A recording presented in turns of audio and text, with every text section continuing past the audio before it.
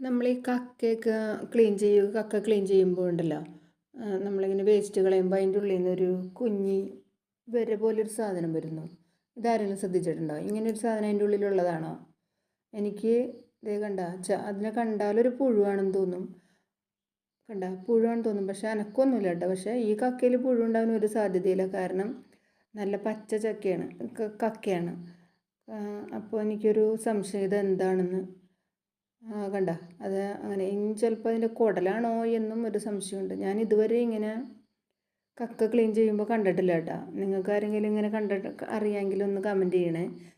ഇതൊരു പുഴു പോലെ തോന്നുന്നു. എല്ലാ കക്കയിലൊന്നും ഇല്ല, ചില കക്കകളിൽ മാത്രമേ ഉള്ളൂ. അപ്പോൾ എന്തോ പോലൊരു തോന്നി. അങ്ങനെ ഇതുവരെ ഞാൻ ഇങ്ങനെ ഒരു സാധനം കക്കയുടെ ഉള്ളിൽ കണ്ടിട്ടില്ല കേട്ടോ. അതാണ് എനിക്ക് എന്താണാവോ.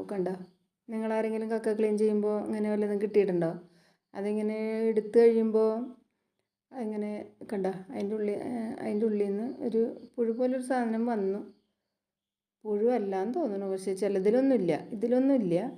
അങ്ങനെ ഒരു 1/2 കിലോ കക്ക വാങ്ങിച്ചതിൽ ഒരു 5-10 എണ്ണത്തിൽ അങ്ങനെ ഉണ്ടായിരുന്നു. ഇനി അതിൻ്റെ കുടലാണോ അല്ലെങ്കിൽ വേറെ അതിൻ്റെ ശരീരഭാഗങ്ങളിൽ എന്തെങ്കിലും ആണോ എന്ന് അറിയില്ല. ഞാൻ ഇതുവരെ കക്ക ക്ലീൻ ചെയ്യുമ്പോൾ ഇങ്ങനെ കണ്ടിട്ടില്ല.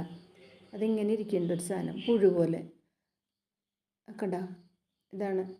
ഇങ്ങനെയൊക്കെ നിങ്ങൾ കക്ക ക്ലീൻ ചെയ്യുമ്പോൾ ഇങ്ങനെയുള്ള സാധനം വല്ലതും കണ്ടിട്ടുണ്ടോ?